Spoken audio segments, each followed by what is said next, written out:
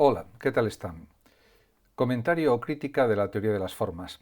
En este vídeo comentaré algunos aspectos de la crítica que realizó Aristóteles a la teoría de las ideas o de las formas de su maestro y amigo Platón.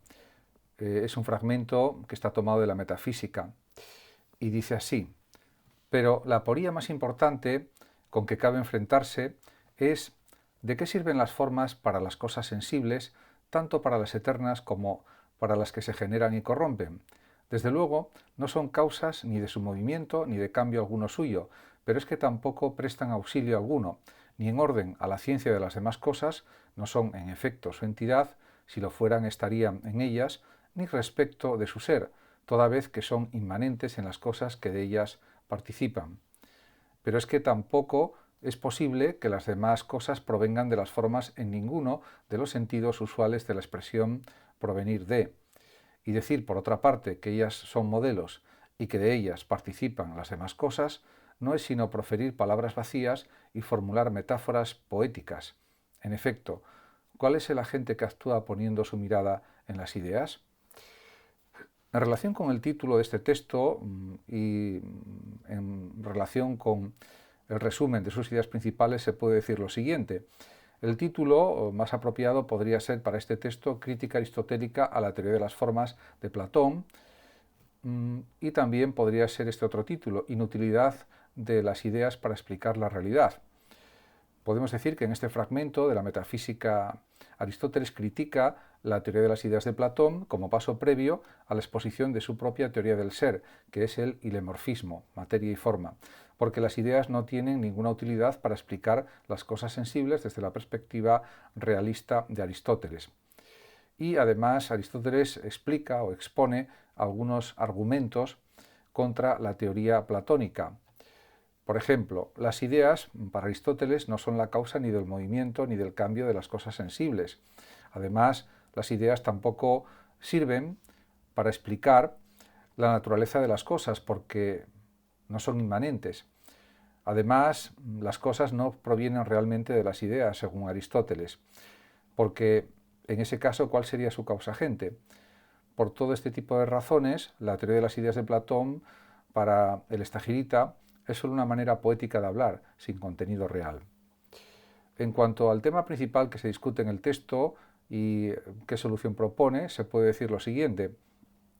Platón indudablemente es el creador del mundo de las ideas, que fue inventado, este mundo de las ideas o mundo inteligible, para explicar el mundo natural de las cosas materiales y también para conservar la necesidad y la universalidad del conocimiento científico, tal y como la entiende, por supuesto, Platón. Y por eso organiza o elabora un universo separado de formas o ideas que son los modelos o paradigmas, podríamos decir, que los seres naturales imitan o de los cuales participan. En definitiva, desde la perspectiva idealista de Platón, para hacer posible un conocimiento riguroso de la realidad mundana, ha hecho falta la invención de una realidad ultramundana, que es el mundo inteligible. Y esto, según Aristóteles, lejos de resolver el problema de cómo es posible el auténtico conocimiento, no hace más que complicarlo y dificultar también la obtención de una solución. Por lo tanto, este es el sentido general de la crítica de Aristóteles a la teoría de las formas platónicas. Además, el estagirita considera que las formas trascendentes, tal como las desarrolla Platón, son inútiles en el sentido de que no sirven para explicar el cambio y el movimiento, ni tampoco la naturaleza de los seres sensibles. Por tanto, podemos decir que para Aristóteles las formas platónicas no explican el origen de las cosas ni de dónde provienen en ninguno de los sentidos usuales de la expresión provenir de. Eso también lo recalca él. Por otra parte, si hubiera que decir qué relación hay entre el texto y la teoría aristotélica del cambio, pues hay una serie de cuestiones que tratar al respecto. Porque en este texto Aristóteles critica indudablemente la teoría de las formas de Platón desde la propia conceptualización del cambio afirmada por él.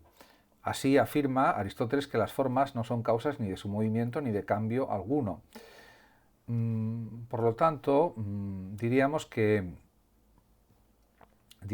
el propio Platón pues tiene en cuenta la filosofía de Parménides, que considera que el cambio no existe y que el ser es inmutable. Y esto es así porque el cambio es imposible lógicamente e impensable racionalmente desde la perspectiva parmenidia y también desde la platónica. En consecuencia, Aristóteles tendrá que demostrar que el cambio, además de evidente para los sentidos, que lo es posible conceptualmente y por tanto es real también físicamente. El concepto de forma tendrá por tanto una enorme importancia en el análisis aristotélico del cambio. Además, Aristóteles también afirma que hay tres elementos imprescindibles, dos de los cuales son contrarios. En primer lugar, la privación de forma y, en segundo lugar, la forma o determinación que se obtiene. En tercer lugar, también está la materia o sustrato que asegura la continuidad del cambio, impidiendo que éste sea una serie de muertes y nacimientos. El sustrato es aquello que permanece a lo largo de los procesos del cambio. Por otra parte, también hay que decir que se pueden comentar la vigencia de algunos aspectos tratados en el texto. En ese sentido, es evidente que la solución de Aristóteles al problema del ser se denomina ilemorfismo o teoría ilemórfica, o sea, materia y forma, ile materia, morfe forma. Según esta propuesta, todo ser natural está compuesto de materia y forma, y la materia es aquello de lo que está hecho el ser y la forma es la manera como está hecho, es decir, la estructura, el modelo, la organización de la materia. El ser, pues, es un compuesto de materia y forma, un agregado inseparable, diríamos, de la una y de la otra. Y de esta forma la materia no puede existir sin una forma que la determine, ni la forma puede existir sin una materia a la cual determinar, excepto en el ser inmaterial o en el primer ser inmaterial o primer motor inmóvil. Ese sí, no tiene materia. En ese sentido, bueno, estas teorías también de Aristóteles han sido también analizadas y criticadas, sobre todo la teoría del primer motor inmóvil.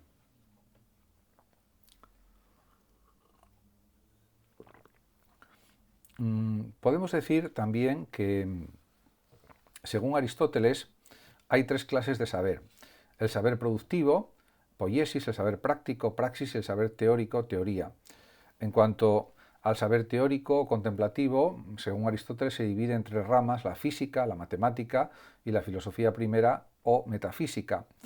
Aristóteles, además, critica la teoría de las formas de Platón, señalando o alegando que éstas no sirven para explicar cómo es realmente la realidad natural.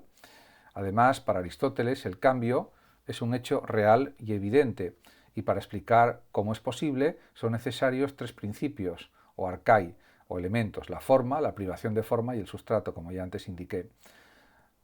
Por tanto, diríamos que frente a la ontología de Platón está la ontología de Aristóteles.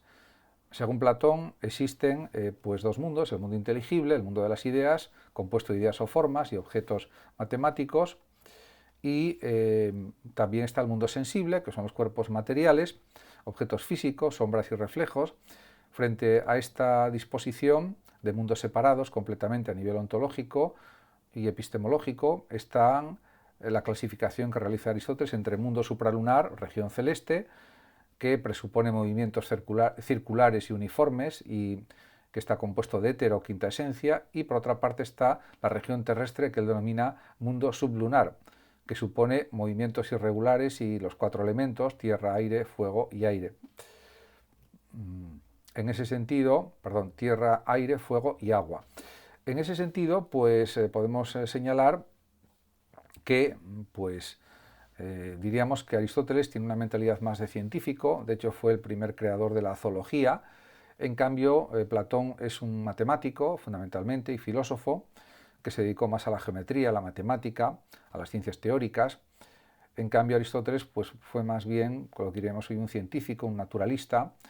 Y, por ejemplo, la Academia de Platón, en la que estudió unos 20 años Aristóteles, siendo amigo también de Platón, desde los 17 hasta los 37 aproximadamente, o 38, que cuando ocurrió la muerte de Platón en el año 347 a.C., diríamos, se interesó siempre más por la naturaleza, por la zoología, por la biología. No en vano Aristóteles era hijo de un médico, y Platón, en cambio, siempre se interesó más por la geometría, por la aritmética, por la matemática, por la filosofía, por supuesto, y diríamos también, en cierto sentido, explicó su pensamiento de una forma más literaria, más bella probablemente en general, aunque sobre eso hay discusiones entre los investigadores y los eruditos, porque también es cierto que Aristóteles en algunos de sus escritos pues también escribe de una forma más parecida a Platón, una forma más literaria, y en cambio en las obras más importantes como la metafísica o los tratados de lógica, etcétera, escribe de una manera más técnica,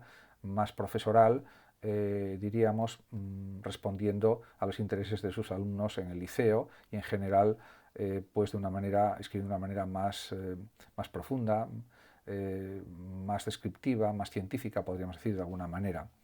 Muchas gracias a todos por su atención, saludos como siempre a los oyentes de Radio Sofando de México y hasta siempre.